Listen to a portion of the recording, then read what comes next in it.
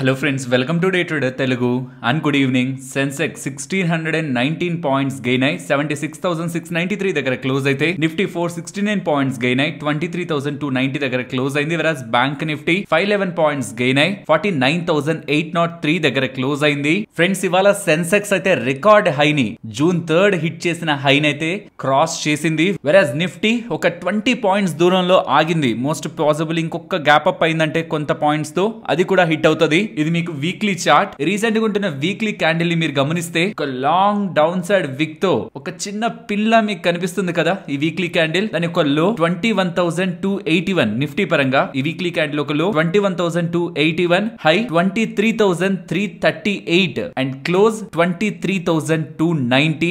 Simple terms week start అవుతూ 23,338 దగ్గర ఉండి అక్కడి నుంచి 21,281 కి వెళ్లి క్లోజింగ్ 23,300 దగ్గరగా వచ్చి క్లోజ్ అయింది. W shape, V shape market లో వింటూ ఉంటారు, బట్ ఇది ఒక ఐ షేప్ రికవరీ. కంప్లీట్ గా మార్కెట్ లో బిలీవ్ మీ ఎవ్వరు కూడా after exit polls numbers disasters గా బీట్ అయిన తర్వాత ఎన్డీఏ కూటమి అనుకున్న దానికంటే కింద వచ్చింది, బీజేపీ కూడా అనుకున్న దానికంటే కింద వచ్చిన తర్వాత మోస్ట్లీ మిత్రపక్షాల దగ్గర నుంచి ఇంత స్ట్రాంగ్ సపోర్ట్ ఉందని ఎవ్వరు కూడా ఎక్స్పెక్ట్ చేయలేదు. చంద్రబాబు నాయుడు గారికి, మోడీ గారికి గతంలో ఉంటున్న సంబంధాలంతా స్ట్రాంగ్ గా లేకపోతుండడం అండ్ ఈవెన్ నితీష్ కుమార్ గారు కూడా గతంలో పలు మార్లు ఒక్కొక్క పార్టీ నుంచి ఒక్కొక్క పార్టీకి మారుతూ రీసెంట్ గా కాంగ్రెస్ నుంచి బీజేపీకి వస్తూ ఉండడం, అవకాశం వస్తే మళ్ళీ కాంగ్రెస్ లోకి వెళ్ళిపోవడానికి కూడా తన వైఖరిని మార్చుకునే వ్యక్తే కానీ అంత స్టేబుల్ రాయల్ మెంటాలిటీ ఉన్న వ్యక్తి కాదు నితీష్ కుమార్ గారని కూడా మార్కెట్ లో ఉంటున్న ఎక్స్పెక్టేషన్స్ లాస్ట్ 2-3 డేస్ నుంచి ఒక్కొక్కటే బ్రేక్ అవుతూ వచ్చింది. అండ్ ఇవాళైతే ఏకంగా నారా చంద్రబాబు నాయుడు గారు, పవన్ కళ్యాణ్ గారు ఎన్డీఏ కూటమి రిలేటెడ్ గా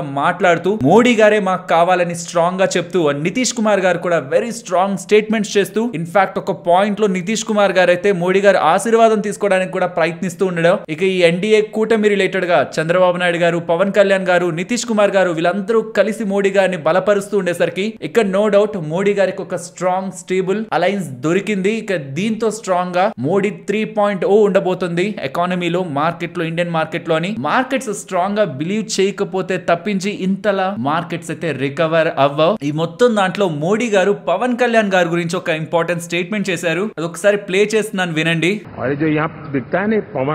పవన్ नहीं आंधी है. ఇప్పుడు మోడీ గారు చెప్పిన దాని మీనింగ్, పవన్ కళ్యాణ్ జస్ట్ పవన్ కాదు అంటే గాలి కాదు, పవనం అంటారు కదా, అలా జస్ట్ పవన్ కాదు, తను ఒక స్ట్రామ్ అని చెప్తున్నారు, తను ఒక తుఫాన్ అని చెప్తున్నారు. అండ్ తర్వాత కూడా పవన్ కళ్యాణ్ గారు మాట్లాడుతూ మోడీ గారిని స్ట్రాంగ్ గా బలపరుస్తూ ఉండడం, అండ్ చంద్రబాబు నాయుడు గారు మాట్లాడుతూ మోడీ గారిని స్ట్రాంగ్ గా బలపరుస్తూ ఉండడం. పవన్ కళ్యాణ్ గారు చేసిన కామెంట్స్ అయితే, మోడీ గారు పీఎం గా ఉంటున్నంత వరకు మన ఇండియా ఎవరి దగ్గర తల వంచాల్సిన అవసరం లేదనేలా స్టేట్మెంట్స్ అయితే చేశారు. చంద్రబాబు నాయుడు గారు అయితే, నేను ఈ పాలిటిక్స్ లో 4 దశాబ్దాల నుంచి ఉన్నాను, చాలా మంది లీడర్స్ ని చూశాను, కానీ ప్రెసెంట్ ఇండియా గ్రో అవుతున్న దానికి నేను క్రెడిట్ అయితే నరేంద్ర మోడీ గారికి ఇస్తానని, ఇండియన్ గ్రోత్ రిలేటెడ్ గా తను చాలా కష్టపడుతూ తను పెడుతున్న ఎఫర్ట్స్ అయితే నాకు కనిపిస్తున్నాయని, అండ్ ఆంధ్రప్రదేశ్ లో జరిగిన మీటింగ్స్ లో కూడా నరేంద్ర మోడీ గారు ఒక ప్రభావం స్ట్రాంగ్ గా ఉందని, ఎలక్షన్ రిజల్ట్స్ పై ఉందని ఇలా నారా చంద్రబాబు నాయుడు గారు, పవన్ కళ్యాణ్ గారు, ఈవెన్ నితీష్ కుమార్ గారు అయితే ఇప్పుడు ఎవరైనా గెలిచారేమో కాంగ్రెస్ లో చాలా దగ్గరలా ఎంపీలుగా, కానీ నెక్స్ట్ టర్మ్ లో వాళ్ళు అసలు గెలవరు. మాకైతే ఖచ్చితంగా నరేంద్ర మోడీ గారే కావాలని ఎన్డీఏ మీటింగ్ లో పదే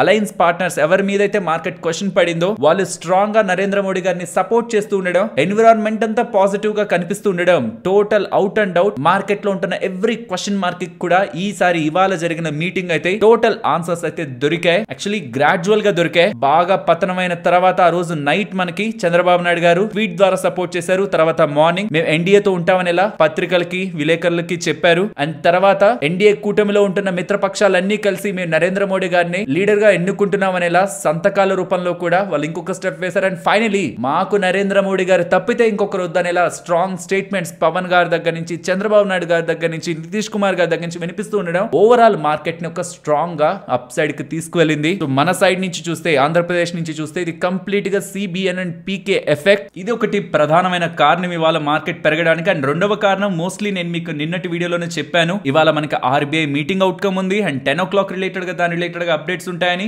ఇన్ఫాక్ట్ ఆ మీటింగ్ రిలేటెడ్ గా అప్డేట్స్ రాగానే మీకు టెలిగ్రామ్ లో కూడా దాని రిలేటెడ్ గా షేర్ చేయడం జరిగింది. బట్ ఈ ఆర్బీఐ మీటింగ్ రిలేటెడ్ గా ఉంటున్న హైలైట్స్ ని స్టెప్ బై స్టెప్ నేను మీకు ఇప్పుడే ఎక్స్ప్లెయిన్ చేస్తాను. ఫస్ట్ ది వడ్డీ రేట్ల గురించి. మనం నిన్నే అనుకున్నాం వడ్డీ రేట్లనైతే అలానే ఉంచేస్తారు, పెంచరు, తగ్గించరు, అన్చేంజ్డ్ గా ఉంచుతారని. 6.5% దగ్గర రెపో రేట్స్ ని అండ్ ఇతరవి కూడా స్టాండర్డ్ డిపాజిట్ ఫెసిలిటీ కానీ మార్జినల్ స్టాండింగ్ ఫెసిలిటీస్ ని కానీ ఎక్కడైతే ఉన్నాయో వాటి రేట్స్ దగ్గరే వాటిని వదిలేశారు. దీంతో 8th కన్సిక్యూటివ్ టైం అంటే గత 8 మీటింగ్స్ నుంచి కూడా ఆర్బీఐ వాళ్ళు మానిటరీ పాలసీ పరంగా పాజ్ నే పెడుతూ వస్తున్నారు, పెంచట్లేదు, తగ్గించట్లేదు. సో ఇది 8th టైం. అండ్ అలాగే జీడిపి రిలేటెడ్ గా రీసెంట్ టైమ్స్ లో వస్తున్న డేటా పాజిటివ్ గా ఉంది కదా, కాబట్టి FY25 రిలేటెడ్ గా ప్రొజెక్షన్స్ 7% నుంచి 7.2% కి ఇచ్చారు. అంటే మన ఇండియా రిలేటెడ్ గా గ్రోత్ అనుకున్న దానికంటే ఇంకా వేగంగా పెరగడానికి, ఇంకా బాగా పెరగడానికి ఛాన్స్ ఉందని జీడిపి ప్రొజెక్షన్స్ అప్ సైడ్ ఇస్తూ ఉండడం కూడా మార్కెట్ రిలేటెడ్ గా పాజిటివ్ గా వ్యవహరించింది. అండ్ ఇన్ఫ్లేషన్ ఫోర్కాస్ట్ ని 4.5% దగ్గరే వదిలేశారు. అండ్ మాన్సూన్ గురించి స్టేట్మెంట్స్ పాజిటివ్ గా ఉన్నాయి. Above normal south west monsoons ఉంటాయని, దీని కారణంగా ఖరీఫ్ ప్రొడక్షన్ బాగుంటుందని అండ్ ప్రైవేట్ కన్సంప్షన్ ఇంక్రీజ్ అవుతుందని, డిస్క్రిషనరీ స్పెండింగ్ కూడా పెరుగుతుందని, ఇది ఓవరాల్ ఎకానమీకి బాగుంటుందని. But banking and financial system దగ్గరకు వచ్చేసరికి చాలా వరకు undisclosed fee and high interest rates అయితే చార్జ్ చేస్తున్నాయి కొన్ని ఎన్బిఎఫ్సిలు, మైక్రో ఫైనాన్స్ కంపెనీస్. అంటే లోన్స్ ఇచ్చి ఏడాపేడా ఇష్టం వచ్చినట్టు వడ్డీ రేట్లని అండ్ ఇష్టం వచ్చినట్టు ఛార్జీలను వసూలు చేస్తున్నారు కదా వినియోగదారుల దగ్గర నుంచి. వాటి రిలేటెడ్ గా ఆర్బీఐకి కన్సర్న్ ఉందని, దాని మీద ఇంకా వర్క్ చేస్తున్నారని ఆర్బీఐ వాళ్ళైతే స్టేట్మెంట్స్ చేశారు. అవుట్ అండ్ అవుట్ ఇందులో నెగిటివ్ సైడ్ కంటే పాజిటివ్ సైడే ఆస్పెక్ట్స్ ఉన్నాయి. కాబట్టి లైక్ జీడిపి ఫోర్కాస్ట్ ని అప్ సైడ్ తీసుకువెళ్ళడం, ప్రైవేట్ కన్సంప్షన్ డేటా బాగుందని చెప్తుండడం, మాన్సూన్ కూడా అబోవ్ నార్మల్ ఉందని చెప్తుండడం, ఎకనామిక్ ఇండికేటర్స్ రిలేటెడ్ గా కూడా పాజిటివ్ స్టేట్మెంట్స్ తను చేస్తూ ఉండడం, పర్టికులర్ గా PMI for manufacturing and services highest levels లో ఉన్నాయన్న స్టేట్మెంట్స్ కూడా ఓవరాల్ ఇండియా ఒక గ్రోత్ స్ట్రాంగ్ గానే ఉంది from the eyes of RBI అనేలా మార్కెట్ కి అర్థం అవుతూ ఉండడం కూడా మార్కెట్ రిలేటెడ్ గా పాజిటివ్. సో ఎన్డీఏ పరంగా నారా చంద్రబాబు నాయుడు గారు, పవన్ కళ్యాణ్ గారు, నితీష్ కుమార్ గారు క్లియర్ గా పబ్లిక్ లో మా స్టాండ్ ఇది, ఆ స్టాండ్ కూడా జస్ట్ మేము ఏదో సపోర్ట్ చేస్తున్నామని కాదు, మీరే మా నాయకుడుగా ఉండాలి, మీ వల్లే మాకు గ్రోత్ పాసిబుల్ అవుతుంది, ఇండియా ఒక గ్రోత్ మీ వల్లే ఉందనేలా ఎంత స్ట్రాంగ్ గా ఒకరు చెప్పగలరో అంత స్ట్రాంగ్ గా చెప్తూ ఉండేసరికి మోడీ 3.0 ఒక బల నిరూపణ ఫ్లోర్ టెస్ట్ కు ముందే ఇవాళే మీడియా సమక్షంలో ఇవాళ జరిగింది. దానికి తోడు ఆర్బీఐ రిలేటెడ్ గా వస్తున్న updates out and out market ని ఇవాళ వన్ డైరెక్షనల్ లో మూవ్ చేశాయి. ఫ్రెండ్స్ మీకు గుర్తుంటే ఎగ్జిట్ పోల్స్ ఫలితాల తర్వాత వస్తున్న real numbers June 4th numbers ఎప్పుడైతే మార్కెట్ ని డిసప్పాయింట్ చేశాయో ఆ టైంలో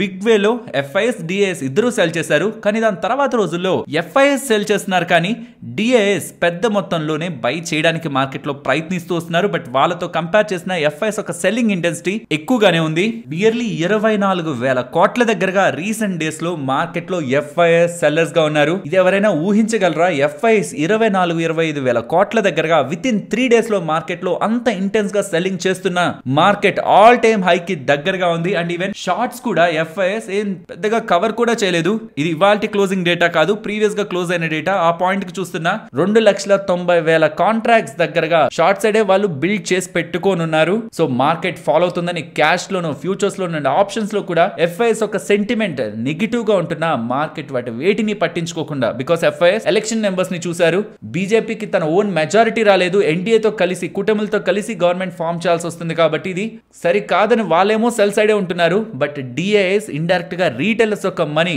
మార్కెట్ లో వాళ్ళ సెల్లింగ్ ని కొంతవరకు ఆపుతూ ఓవరాల్ మార్కెట్ ని స్టెబిలైజ్ చేయడంలో రీటైలర్స్ యొక్క మనీ రీసెంట్ టైమ్స్ లో కూడా చెప్తూ వచ్చాను. ఒకప్పట్ల మార్కెట్ లో ఎఫ్ఐఎస్ వెళ్ళిపోతున్నారంటే పడిపోవడం, వస్తున్నారంటే పెరిగిపోవడం ఇది జరగట్లేదు. ఎఫ్ఐఎస్ వస్తుంటే మార్కెట్ భారీగా పెరిగిపోతుంది. ఈవెన్ ఎఫ్ఐఎస్ వెళ్ళిపోతున్నా వస్తున్న ఎవ్రీ డిప్ ఫాల్ అయితే అవుతుంది. వాళ్ళు వెళ్ళినప్పుడు ఇంటెన్స్ గా వెళ్ళినప్పుడు 12,000 కోట్లు సెల్ చేసినప్పుడు ఆబ్వియస్లీ ఆ రోజు మార్కెట్ బాగానే పడింది. బట్ దాని తర్వాత రోజుల్లో ఇండైరెక్ట్ గా రీటైలర్స్ యొక్క డబ్బులు డిఐఎస్ ద్వారా మార్కెట్ లోకి ఫ్లో అవుతూ ఉంటున్న సెల్లింగ్ సెంటిమెంట్ ని అబ్జార్బ్ చేసుకుంటూ మార్కెట్ లో స్టెబిలిటీ తెచ్చేందుకు రీటైలర్స్ యొక్క మనీ స్ట్రాంగ్ గా మార్కెట్ లో యాంకర్ లా అయితే యూజ్ అవుతూ ఉంది. అండ్ ఇవాళ సైలెంట్ స్టార్ గురించి మాట్లాడుకోవాలి. ఐటీ సెక్టార్ మీరు ఏమనుకుంటున్నారు? ఇవాళ అయితే ఆల్మోస్ట్ 3.3% పెరిగింది. June 3rd లో నుంచి ఎంత పెరిగి ఉండొచ్చు అనుకుంటున్నారు? ఐటీ ఇండెక్స్ 8% దగ్గరగా పెరిగింది. దీనికి ప్రధాన కారణం నేను నిన్నటి వీడియోలో కూడా మెన్షన్ చేశాను. First bank G7 nations related గా అండ్ గ్లోబల్ గా కూడా one of the large central banks related decision తీసుకుంటూ బ్యాంక్ ఆఫ్ కెనడా వాళ్ళు 25 basis points for the first time last 4 years వడ్డీ రేట్లను అయితే కట్ చేశారు. తర్వాత ఈసీబీ వాళ్ళు కూడా, యూరోపియన్ సెంట్రల్ బ్యాంక్ వాళ్ళు కూడా వడ్డీ రేట్లని కట్ చేయడం జరిగింది. అండ్ మార్కెట్ లో ఉంటున్న ఎక్స్పెక్టేషన్స్ ప్రకారం ఆర్బీఐ వాళ్ళు అక్టోబర్ లో వడ్డీ రేట్లని కట్ చేసేదానికి స్టెప్ తీసుకుంటారని. అక్టోబర్ లో ఎందుకు? ఎందుకంటే సెప్టెంబర్ లో ఫెడ్ వాళ్ళు వడ్డీ రేట్లు కట్ చేస్తారని ఎక్స్పెక్టేషన్ లో ఉన్నారు కాబట్టి నేను నిన్నటి వీడియోలో కూడా చెప్పాను, గ్లోబల్ గా కొన్ని సెంట్రల్ బ్యాంక్స్, స్ట్రాంగ్ పివోట్ ఉంటున్న సెంట్రల్ బ్యాంక్స్ వడ్డీ రేట్లు కట్ చేయకుండా ఎమర్జింగ్ మార్కెట్స్ లో, పర్టికులర్ గా మన ఇండియన్ మార్కెట్స్ లో వడ్డీ రేట్ల కట్ గురించి డిస్కషనే ఉండదు. ఫెడ్ వాళ్ళు ఖచ్చితంగా వడ్డీ రేట్లు కట్ చేస్తేనే ఇండియాలో కూడా వడ్డీ రేట్ల కట్ అయితే ఉంటుంది. ఫెడ్ వాళ్ళు సెప్టెంబర్ లో వడ్డీ రేట్లు కట్ చేస్తారని ఎక్స్పెక్ట్ చేస్తున్నారు. దానికి ముందు 2 మీటింగ్స్ ఉంటాయి. ఈ month 11th and 12th fed meeting ఉంది, జూలైలో 31st మీటింగ్ ఉంది. తర్వాత సెప్టెంబర్ లో 17 and 18 జరగబోతున్న మీటింగ్ లో వడ్డీ రేట్ల కట్ ఉంటుందని అయితే మార్కెట్ స్ట్రాంగ్ గా ఎక్స్పెక్ట్ చేస్తుంది. తర్వాత ఆర్బీఐ వాళ్ళు కూడా అక్టోబర్ లో ఆఫ్టర్ సెప్టెంబర్ ఈ ఫెడ్ మీటింగ్ తర్వాత జరగబోతున్న first monetary policy committee meeting లో ఆర్బీఐ వాళ్ళు కూడా వడ్డీ రేట్ల కట్ చేస్తారని మార్కెట్ నమ్ముతుంది. కాబట్టి వడ్డీ రేట్ల కట్ ఎప్పుడైతే మార్కెట్ లో వినిపిస్తూ ఉంటుందో అది ఐటీ స్టాక్స్ ని గ్లోబల్ గా స్ట్రాంగ్ గా అప్ సైడ్ కి మూవ్ చేస్తుంది. ఈ ఎంటైర్ డిస్కషన్ మనం నిన్నటి మార్కెట్ అనాలిసిస్ లో కూడా చేసాం. అండ్ ఇది కూడా ఆర్బీఐ గవర్నర్ గారు మీటింగ్ లో యుఎస్ వాళ్ళు వడ్డీ రేట్ల కట్ చేసినా మేము కట్ చేయాలని లేదు, డేటా ప్రకారమే మేము డెసిషన్ తీసుకుంటామని చెప్తున్నారు. కానీ యుఎస్ డేటా కంటే ఇండియన్ డేటా బెటర్ గానే ఉంది కాబట్టి ఆర్బీఐ గవర్నర్ గారు అలా స్టేట్మెంట్స్ చేసినా సరే మోస్ట్ పాసిబుల్లీ యుఎస్ లో కట్ వచ్చిందంటే, సెప్టెంబర్ లో కట్ వచ్చిందంటే అక్టోబర్ లో మనం కట్ ని ఆర్బీఐ వాళ్ళ దగ్గర నుంచి మోస్ట్ పాసిబుల్లీ ఎక్స్పెక్ట్ చేయొచ్చు. బికాస్ మన ఇన్ఫ్లేషన్ డేటా, మన economy growth data compared with USA recent times లో చాలా చాలా బెటర్ గా ఉంది. కాబట్టి వాళ్ళే కట్ చేస్తున్నారంటే, అంటే వాళ్ళు కట్ చేసే స్టేజ్ కి వెళ్తున్నారు, ఇన్ఫ్లేషన్ కూల్ ఆఫ్ అవుతుందంటే ఆ పాయింట్ కి మంది కూడా బెటర్ గానే పొజిషన్ లో ఉంటుంది. కాబట్టి after US Indian rate cut mostly cards పైన అయితే ఉంటుంది. అండ్ ఇవాళ మళ్ళీ ఐటీ ప్యాక్ ఒక 3% పెరుగుతుంది. కాబట్టి ఎందుకు రీసెంట్ టైమ్స్ లో ఐటీ స్టాక్స్ ఇంతలా పెరుగుతున్నాయి? గ్లోబల్ గా ఎటువంటి సెంటిమెంట్ చేంజ్ లేదు, ఓవరాల్ మేనేజ్మెంట్ ఇచ్చిన కామెంటరీ వీక్ గా ఉంది, గైడెన్స్ వీక్ గా ఉంది, మార్జిన్స్ రిలేటెడ్ గా ప్రెషరే కనిపించింది, లార్జ్ క్యాప్ ఐటీస్ రిలేటెడ్ గా. బట్ స్టిల్ ఎందుకు పెరుగుతున్నాయంటే వడ్డీ రేట్లు కట్ జరుగుతూ ఉంటే సెప్టెంబర్ కైనా యుఎస్ వాళ్ళు వడ్డీ రేట్లను కట్ చేస్తే ఎంటైర్ సినారియో ఐటీ స్టాక్స్ పరంగా చేంజ్ అవుతుందని మార్కెట్ నమ్ముతుంది. కాబట్టి అవన్నీ జరిగే ముందే మార్కెట్ లో ఈ సెంటిమెంట్ ర్యాలీ అనేది ఐటీ స్టాక్స్ రిలేటెడ్ గా కొనసాగుతుంది. దీన్నే ఎక్స్పెక్టేషన్స్ అంటారు. ఎక్స్పెక్టేషన్స్ ఎప్పుడు మార్కెట్ లో ఒక అడుగు ముందే ఉంటూ స్టాక్స్ ని, సెక్టార్స్ ని రివార్డ్ చేస్తూ ఉంటాయి. ఇదే ట్రెండ్ లో కానీ వెళ్తూ ఫర్దర్ కమింగ్ టైమ్స్ లో ఇతర సెంట్రల్ బ్యాంక్స్ వడ్డీ రేట్లు కట్ చేయడం అండ్ సెప్టెంబర్ లో మోస్ట్ ఇంపార్టెంట్ ఫెడ్ వాళ్ళు కూడా వడ్డీ రేట్లు కట్ చేశారనుకోండి, ఆ పాయింట్ నుంచి ర్యాలీ రిలేటెడ్ గా కన్ఫర్మేషన్ వస్తూ ఫర్దర్ గా కూడా ఐటీ స్టాక్స్ పరంగా అప్ సైడ్ ట్రెండ్ మనకి ఫర్ మంత్స్ పాటు ఈవెన్ వీక్ నెంబర్స్ ఉంటున్నా సరే కంటిన్యూ అయ్యే ఛాన్సెస్ అయితే ఉంటాయి. సో కాబట్టి కమింగ్ టైమ్స్ లో సెక్టార్స్ బేస్డ్ గా ప్లే చేయడం బెటర్. బట్ గుర్తుంచుకోండి, ఐటీ రిలేటెడ్ గా డెసిషన్ మేకింగ్ మంత్ అయితే సెప్టెంబర్ మంత్ అవుతుంది. ఆ టైంలో కానీ వడ్డీ రేట్ల కట్ రాలేదంటే మార్కెట్ లో ఉంటున్న ఈ బిల్డ్ అయిన ఎక్స్పెక్టేషన్స్ అన్ని అప్పుడు బ్రేక్ అవుతాయనే విషయాన్ని గుర్తుంచుకోవాలి. బట్ అవన్నీ పక్కన పెట్టి కమింగ్ టైమ్స్ లో ఏ నెంబర్స్ బెటర్ గా ఉండడానికి ఛాన్స్ ఉంది సెక్టార్స్ పరంగా చూస్తున్నప్పుడు మాత్రం నిన్నటి వీడియోలో చెప్పాను అండ్ ప్రీవియస్ గాను చెప్తూ వస్తున్నాను, ఫార్మా యుఎస్ రిలేటెడ్ గా బెటర్ గ్రోత్ ని రీసెంట్ మంత్స్ లో చూస్తుంది అండ్ అది బెటర్ అవడానికి, ఇంకా బెటర్ అవడానికి ఛాన్సెస్ ఉన్నాయని డేటా కనిపిస్తుంది. కాబట్టి for the few quarter numbers pharma compared with ఇతర సెక్టార్స్ లార్జ్ క్యాప్ స్పేస్ లో కూడా బెటర్ గా పర్ఫార్మ్ చేసే స్కోప్ ఉంటున్న segment. And coming to market, అంటే ఇక్కడ నుంచి మార్కెట్ పెరుగుతుందా తగ్గుతుందా దీని రిలేటెడ్ గా డిస్కషన్ గురించి నేను నిన్నటి వీడియోలో చెప్పింది. మార్కెట్ రిలేటెడ్ గా ఎక్స్టర్నల్ గా ఏ నెగటివిటీ లేకపోతే షార్ట్స్ ఉన్నాయి సిస్టమ్ లో, ఇక్కడ నుంచి మార్కెట్ ని అప్ సైడ్ కి ఎక్స్పెక్ట్ చేయొచ్చు. బట్ స్టిల్ మండే వరకు ఇంకా నాకు హెడేక్ వద్దనుకుంటే ఈ 12th మనకి ఇంపాక్ట్ ఫెడ్ రిలేటెడ్ గా ఈవెంట్ అయ్యేంత వరకు కూడా మార్కెట్ నుంచి పక్కన ఉండడం. 12th అంటే ఆల్మోస్ట్ వెనస్డే వస్తుంది, థర్స్డే ఆ రోజు ఎక్స్పైరీ కూడా కాబట్టి ఆ ఇంపాక్ట్ థర్స్డే ఉంటుంది. కాబట్టి 13th తర్వాత నుంచి మార్కెట్ లో మన ఓన్ అనాలిసిస్ ని అప్లై చేయడం బెటర్ అవుతుంది. అన్ని డేసా ఇప్పటికే చాలా డేస్ ఆగమన్నారు, ఇంకా అన్ని రోజులు ఆగమంటున్నారు, ఏంటిది అనుకోని ఒకవేళ మీకు ఇరిటేషన్ కానీ వస్తూ ఉంటే దెన్ 13th వరకు కాకపోయినా మండే వరకైనా ఆగండి. ఇప్పటికే మార్కెట్ లో too much volatility up and down అయితే క్లియర్ అయింది అనుకుంటున్నాను. ఇవాళకే నాకు క్లారిటీ వచ్చింది. 10th కి అయితే ఈ స్ట్రాంగ్ మూవ్స్ అప్ సైడ్ కానీ డౌన్ సైడ్ కానీ ఇంత స్ట్రాంగ్ మూవ్స్ కొంచెం స్టెబిలైజ్ అవుతాయని అయితే అనుకుంటున్నాను. ఆఫ్టర్ మండే నుంచి అయితే కొంత క్లారిటీ ఉంటుంది. సో ఇంతవరకు ఎలాగో వచ్చాం, ఫెడ్ ని కూడా కంప్లీట్ చేద్దాం అనుకుంటే మాత్రం 13 తర్వాత నుంచి ట్రేడర్స్ ఈ ఎలక్షన్స్, గ్లోబల్ గా జరుగుతున్న ఈవెంట్స్ అన్నిటిని దాటి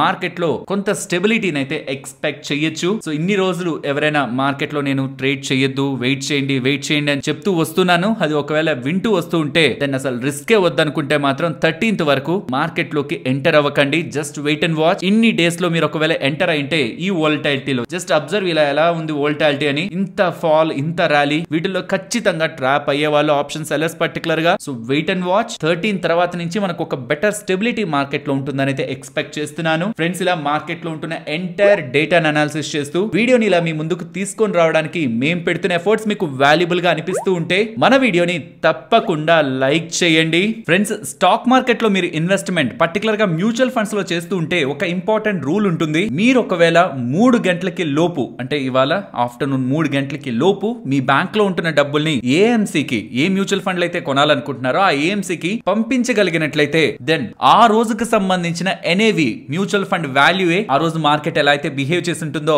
ఆ రోజు మార్కెట్ కి తగ్గట్టే మీకు మ్యూచువల్ ఫండ్ లో యూనిట్స్ అయితే అలోకేట్ అవుతాయి. ఇది ఎందుకు చెప్తున్నానంటే జూన్ 3వ తేదీ తర్వాత జూన్ 4వ తేదీ ఎలక్షన్ ఫలితాలప్పుడు మార్కెట్ భారీగా పతనమైంది. Salute to retail investors. Believe me, usual గా ఇలా భారీగా మార్కెట్ పతనమైన రోజుల్లో ఎలా జరిగేదంటే మార్కెట్ నుంచి డబ్బులు బయటికి వెళ్ళిపోయేవి. కానీ ఆ జూన్ 4th రోజు నార్మల్ గా రావాల్సిన డబ్బుల కంటే డబల్ ద ఆర్డర్స్ వచ్చాయని చెప్తున్నారు. అంటే రీటైల్ ఇన్వెస్టర్స్ అందరూ డబ్బుల్ని ఆ పాయింట్ లో మార్కెట్ లోకి ఇన్ఫ్యూజ్ చేయడానికి ప్రయత్నించారని. కాబట్టి రీసెంట్ గా చాలా వీడియోస్ లో కూడా నేను రీటైల్ ఇన్వెస్టర్స్ ఇండైరెక్ట్ గా DIS ద్వారా మార్కెట్ స్టెబిలైజ్ చేస్తున్నారని పదే పదే చెప్తూ వస్తున్నాను. సో అలా రావడానికంటే డబల్ ద ఆర్డర్స్ ఆ రోజు అంత పడింది కదా, మనం అడ్వాంటేజ్ ని తీసుకుందాం, మార్కెట్ లో ఒక బిగ్ ఫాల్ వచ్చింది, ఎలాగో మార్కెట్ పెరుగుతుందని ఒక కాన్ఫిడెన్స్ రీటైల్ ఇన్వెస్టర్స్ లో ఉండడం, పెద్ద మొత్తంలో ఆర్డర్స్ అయితే AMC వాళ్ళకి పంపించారు. కానీ జరిగిన మోసం ఏంటంటే ఇన్ఫాక్ట్ దీని మీద సెబీ వాళ్ళు కూడా ఇన్వెస్టిగేషన్ చేస్తున్నారని చెప్తున్నారు. ఇక్కడ మీకు మోస్ట్ ఆఫ్ ద AMCs ఉంటాయి, జీరోదా రిలేటెడ్ గా, క్వాంట్ రిలేటెడ్ గా, నావీ రిలేటెడ్ గా, ICICI ప్రుడెన్షియల్, ఎడిల్వైజర్స్, వీటన్నిటి పరంగా కూడా డబ్బుల్ని పంపించాక ఆ రోజు జూన్ 4వ తేదీ ఏదైతే ఫాల్ మనకు కనిపించిందో ఆ రోజుకు సంబంధించిన NAV ఇచ్చింది మాత్రం కేవలం కొన్ని AMCs మాత్రమే. జూన్ 4వ తేదీ మార్కెట్ ఫాల్ అయినప్పుడు NAVలు కూడా ఫాలో ఉంటాయి కదా యూనిట్స్ రిలేటెడ్ గా, ఆ అడ్వాంటేజ్ ఇచ్చింది కేవలం కొన్ని AMCలు మాత్రమే అని. వెరాస్ మిగతా AMCలు అన్ని కూడా, మోస్ట్ ఆఫ్ ద AMCలు అన్ని కూడా జూన్ 4వ తేదీ మార్కెట్ పతనమైనప్పుడు 3 గంటలకి ముందే డబ్బుల్ని కట్ చేసినా సరే, ఎవరైనా ఇన్వెస్టర్స్ డబ్బుల్ని పంపించినా సరే, ఆ రోజుకి కాకుండా నెక్స్ట్ డే అంటే జూన్ 5వ తేదీ మార్కెట్ బాగా పెరిగింది కదా, ఆ రోజుకు సంబంధించిన NAV లో మ్యూచువల్ ఫండ్ యూనిట్స్ ని అలోకేట్ చేశారనేలా ఇన్వెస్టర్స్ అయితే కంప్లైంట్ చేశారు. అండ్ ఇన్ఫాక్ట్ ఈ కంప్లైంట్ ని సెబీ వాళ్ళు ఇన్వెస్టిగేషన్ చేస్తూ ఏదైనా అవ్వనివ్వండి, రీజన్ ఏదైనా అవ్వనివ్వండి, మ్యూచువల్ ఫండ్ లో ఇన్వెస్ట్మెంట్ చేసిన వాళ్ళు నష్టపోకూడదు కాబట్టి దీని రిలేటెడ్ గా సెబీ వాళ్ళు కూడా విచారణ చేస్తున్నారనేలా అప్డేట్స్ అయితే కనిపిస్తున్నాయి. సో ఫ్రెండ్స్, ఒకవేళ మీరు కూడా మ్యూచువల్ ఫండ్స్ లో ఇన్వెస్ట్మెంట్ చేద్దామని 4వ తేదీ ప్రయత్నించి ఆ రోజు మీరు డబ్బుల్ని కట్ చేసిన, 3 గంటలకి ముందే కట్ చేసిన, మీకు ఆ రోజుదే అలాట్ అయిందా NAV, లేదంటే నెక్స్ట్ డే క్లోజింగ్ ప్రకారం అలాట్ అయిందా NAV అన్నది కూడా ఒకసారి కామెంట్ సెక్షన్ లో చెప్పండి.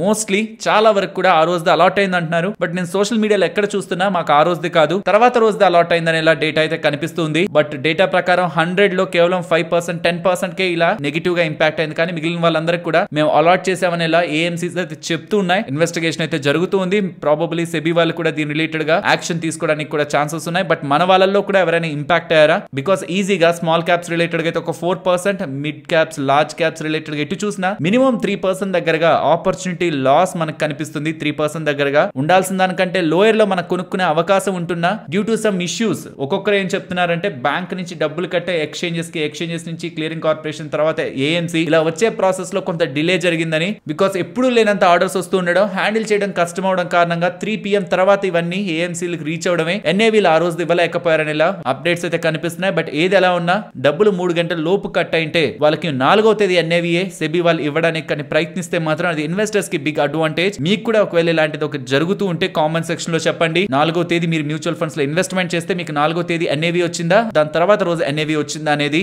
గుల్షన్ పాలీ రిలేటెడ్ గా వీళ్ళ ఇథనాల్ బిజినెస్ రిలేటెడ్ గా ఒక బిగ్ అప్డేట్ అయితే కనిపిస్తుంది. అస్సాం లోని గోల్పారా డిస్ట్రిక్ట్ లో వీళ్ళు ఇథనాల్ ప్లాంట్ ఒక కన్స్ట్రక్షన్ కమింగ్ టైమ్స్ లో కమిషనింగ్ చేస్తారనేలా అప్డేట్స్ అయితే చేశారు కదా, అది సక్సెస్ఫుల్ గా కంప్లీట్ అయిందని, క్వాలిటీ కంట్రోల్ పారామీటర్స్ అన్నిటిని కూడా కంప్లీట్ చేసుకున్నారని, అండ్ ఈ ప్లాంట్ ఒక కెపాసిటీ 250 కిలోలీటర్స్ పర్ డే అనేలా అప్డేట్ చేస్తూ ఇది ఒక grain based ethanol plant updates చేస్తూ ఇంకొక 15 డేస్ లో ఆయిల్ మార్కెటింగ్ కంపెనీస్ తో HPCL, BPCL, IOC వీటితో కాంట్రాక్ట్స్ ని కుదుర్చుకున్న తర్వాత ఇంకొక 15 డేస్ నుంచి కమర్షియల్ ప్రొడక్షన్ స్టార్ట్ చేస్తారనేలా గుల్షన్ పాలీ వాళ్ళు అప్డేట్ చేస్తూ ఉండడం, ఎండ్ లో మార్కెట్ ఎండ్ అవుతున్నప్పుడు వచ్చింది డేటా. ఆఫ్టర్ ఈ అప్డేట్ బిజినెస్ పెరుగుతుందని మార్కెట్ లో ఎక్స్పెక్టేషన్స్ ఉంటూ స్టాక్ లో ఇంత గెయిన్ కనిపించింది. ఫ్రెండ్స్, ఇలా న్యూస్ అప్డేట్స్ ని అనాలిసిస్ చేస్తూ మీ ముందుకి కంటెంట్ తీసుకురావడానికి మేం పెడుతున్న ఎఫర్ట్స్ మీకు వాల్యుబుల్ గా అనిపిస్తూ ఉంటే మన వీడియోని తప్పకుండా లైక్ చేయండి. నెక్స్ట్ ఇవాళ మీరు గమనిస్తే ఇంటర్నేషనల్ మార్కెట్స్ లో గోల్డ్ ప్రైస్లు సడన్ గా ఫాల్ అయినట్లు కనిపిస్తుంది కదా. ఇన్ఫాక్ట్ మన మార్కెట్స్ లో కూడా గోల్డ్ ప్రైస్లు సడన్ గా ఫాల్ అయ్యాయి కదా. దీనికి ప్రధాన కారణం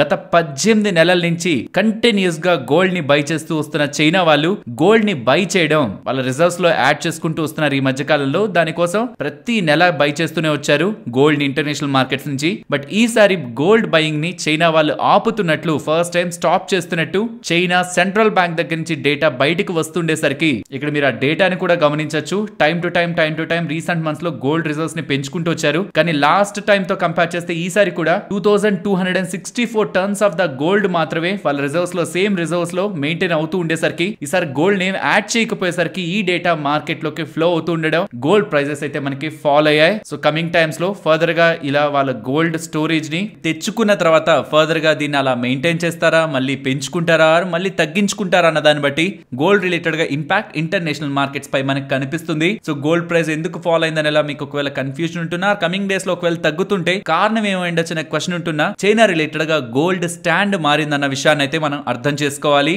నెక్స్ట్ గర్వారే టెక్నికల్ ఫైబర్స్ గురించి మాట్లాడుకోవాలి. సెంట్రల్ గవర్నమెంట్ వాళ్ళు 50 lakh grants for technical textile startups కి ఇవ్వడానికి చూస్తున్నారనేలా ఫైనాన్షియల్ ప్లాట్ఫామ్స్ లో డేటా పబ్లిష్ అవుతూ ఉండడం, యూనియన్ టెక్స్టైల్ మినిస్ట్రీ వాళ్ళు ప్లాన్ చేస్తున్నారనేలా 50 lakh ఫర్ 150 స్టార్ట్అప్స్ ఎవరెవరైతే ఈ టెక్నికల్ ఫైబర్స్ రిలేటెడ్ గా టెక్స్టైల్స్ రిలేటెడ్ గా బిజినెస్ చేస్తున్నారు వాళ్ళ రిలేటెడ్ గా ఈ గ్రాంట్స్ ఇవ్వడానికి టెక్స్టైల్ మినిస్ట్రీ చూస్తుందనేలా డేటా కనిపిస్తూ ఉండడం, మార్కెట్ లో లిస్ట్ అయిన గర్వారే టెక్నికల్ ఫైబర్ స్టాక్ ఇవాళ 11% దగ్గరగా అప్ సైడ్ మూవ్ అయింది. నెక్స్ట్ IIFL ఫైనాన్స్ గురించి మాట్లాడుకోవాలి. IIFL ఫైనాన్స్ రిలేటెడ్ గా ఆల్మోస్ట్ మార్చ్ లో అనుకుంటాను వీళ్ళ గోల్డ్ ఫైనాన్సింగ్ రిలేటెడ్ గా RBI వాళ్ళు కొన్ని రిస్ట్రిక్షన్స్ ని విధిస్తూ పర్టికులర్ గా వీళ్ళ క్యాష్ లో ఎక్కువ డిస్బర్సల్స్ చేస్తున్నారనే రీజన్స్ తో వీళ్ళ మీద రిస్ట్రిక్షన్స్ ని పెట్టడం జరిగింది. తర్వాత ఒక స్పెషల్ ఆడిట్ ని అయితే వేశారు. అలా అపాయింట్ చేసిన స్పెషల్ ఆడిట్ కంక్లూడ్ అయిందని, టోటల్ ఆడిట్ రిలేటెడ్ గా పూర్తి సమాచారం ఇప్పుడు RBI దగ్గరికి వెళ్ళిందని, నెక్స్ట్ 4 to 6 వీక్స్ లో RBI వాళ్ళు దాని రిలేటెడ్ గా ఫైనల్ డెసిషన్ తీసుకుంటారనేలా IIFL ఫైనాన్స్ వాళ్ళైతే అప్డేట్ చేస్తున్నారు. సో ఆడిట్ కంప్లీట్ అయింది. ఫర్దర్ గా దాని రిలేటెడ్ గా డెసిషన్ తీసుకోవడం అంటే మోస్ట్ పాసిబుల్ ఈ ఆడిట్ లో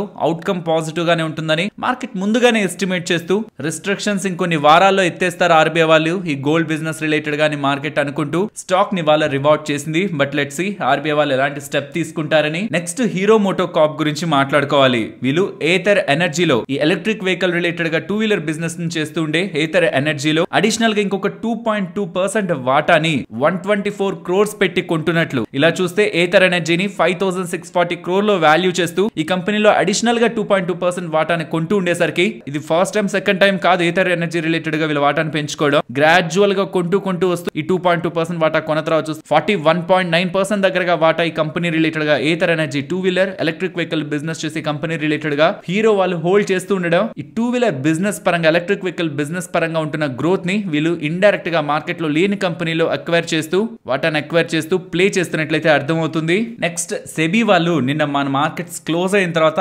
ICICI securities and ICICI bank related గా వార్నింగ్ లెటర్ అయితే ఇష్యూ చేశారు. అందులో సెబీ వాళ్ళు ICICI బ్యాంక్ ఎంప్లాయీస్ ని వాడుకుంటూ, ICICI బ్యాంక్ అఫీషియల్స్ ని వాడుకుంటూ ICICI సెక్యూరిటీస్ షేర్ హోల్డర్స్ ని కాంటాక్ట్ చేయించి మీరు ఖచ్చితంగా ఓట్ వేయండి అనేలా చెప్తూ ఎందుకు మీరు ఆ పనులు చేశారని ICICI బ్యాంక్ ని అండ్ ICICI సెక్యూరిటీస్ ని వివరణ అడుగుతూ ఇది కంపెనీస్ యాక్ట్ లో డీలిస్టింగ్ ప్రాసెస్ లో ఉంటున్న కండిషన్స్ ని మీరు వైలేట్ చేస్తున్నట్లని సెబీ వాళ్ళైతే ICICI బ్యాంక్ కి అండ్ ICICI సెక్యూరిటీస్ కి ఒక వార్నింగ్ లెటర్ అయితే ఇష్యూ చేయడం జరిగింది. ఇంకా చెప్పాలంటే ఇది ICICI సెక్యూరిటీస్ డీలిస్టింగ్ పరంగా ICICI బ్యాంక్ కి ఇస్తున్న వార్నింగ్ లెటర్. మీరు ఎందుకు ఈ పని చేస్తున్నారని ICICI బ్యాంక్ నే డైరెక్ట్ గా సెబీ వాళ్ళు అడుగుతున్నట్టు. లెట్స్ సే ICICI బ్యాంక్ వాళ్ళు దీని రిలేటెడ్ గా ఎలా రెస్పాండ్ అవుతారని. నెక్స్ట్ పేటిఎం గురించి మాట్లాడుకోవాలి. వీళ్ళ రిలేటెడ్ గా బిజినెస్ డేటా అయితే అప్డేట్ అయింది. ఆ డేటా యాక్చువల్లీ మనకు వీక్ గానే కనిపిస్తుంది. ఎగ్జాంపుల్ వీళ్ళ మార్కెట్ షేర్ UPI రిలేటెడ్ గా జనవరిలో 13% దగ్గరగా ఉండేది. But due to recent updates అది మే ఎండింగ్ నాటికి 8.1% కి ఫాల్ అయింది. ఓవరాల్ డేటా వీక్ గానే ఉంటున్నా ఈ డేటా కంటే ఎక్కువగా ఎక్సెస్ గా మార్కెట్ ఆల్రెడీ రియాక్ట్ అయింది కాబట్టి probably even after this week data stock అయితే అప్ సైడ్ కి స్ట్రాంగ్ గానే మూవ్ అయింది.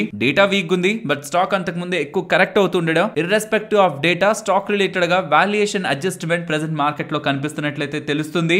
Next Tata Chemicals UK court వాళ్ళు వీళ్ళకి సంబంధించిన సబ్సిడరీ అక్కడ ఉంటున్న కంపెనీని టాటా కెమికల్స్ యూరోప్ లిమిటెడ్ అనే కంపెనీని వీళ్ళ అండర్ లో ఉంటున్న కంపెనీపై ఫైన్ విధిస్తూ ఉండడం స్టాక్ కి వాళ్ళ కొంత డౌన్ అయింది. నెక్స్ట్ డిక్సాన్ వాళ్ళు HKC కార్పొరేషన్ వాళ్ళతో టైఅప్ అయి ఒక జాయింట్ వెంచర్ ని ఫామ్ చేసి లిక్విడ్ క్రిస్టల్ మాడ్యూల్స్ కి ఎగ్జాంపుల్స్ ఇక్కడ మీకు స్క్రీన్ పైన కనిపిస్తుంటాయి. వీటిని మ్యానుఫ్యాక్చర్ చేయడానికి HKC గ్రూప్ వాళ్ళతో వీళ్ళు టైఅప్ అయి బిజినెస్ ని చేస్తారండం. డిక్సాన్ స్టాక్ ఇవాళ ఆల్ టైమ్ హైస్ అయితే టచ్ చేసింది. నెక్స్ట్ విప్రో రిలేటెడ్ గా రీసెంట్ గా కొత్త CEO బాధ్యతలను తీసుకున్న తర్వాత ఒక mega deal $500 million deal with respect to Indian rupees 4200 crore దగ్గరగా ఒక బిగ్ డీల్ వీళ్ళకి US కి సంబంధించిన కమ్యూనికేషన్ కంపెనీ నుంచి, కమ్యూనికేషన్ ప్రొవైడర్ నుంచి, నేమ్ అయితే చెప్పట్లేదు బట్ అలా ఒక బిగ్ డీల్ US కి సంబంధించిన కమ్యూనికేషన్ ప్రొవైడర్ దగ్గర నుంచి లభించిందని వీళ్ళు అప్డేట్ చేస్తుండడం ఫస్ట్ టైం అనుకుంటాను విప్రో రిలేటెడ్ గా. దట్ న్యూ CEO వచ్చిన తర్వాత ఇంత పెద్ద మెగా డీల్ విప్రోకి అలాట్ అవుతూ ఉండడం. దీంతో ఆల్మోస్ట్ ఈ $500 million ని ఇది 5-year డీల్ అంటున్నారు కాబట్టి ఇది మనం డివైడ్ చేస్తే ఈచ్ ఇయర్ కి 0.9% దగ్గరగా వీళ్ళ రెవెన్యూస్ ని పెంచేది ఇది ఒక్క డీల్ సరిపోతుంది కాబట్టి ఓవరాల్ స్టాక్ రిలేటెడ్ గా ఇది అన్ఎక్స్పెక్టెడ్ పాజిటివ్ గా బిగ్ పాజిటివ్ పాజిటివ్ గా మనం చూడొచ్చు.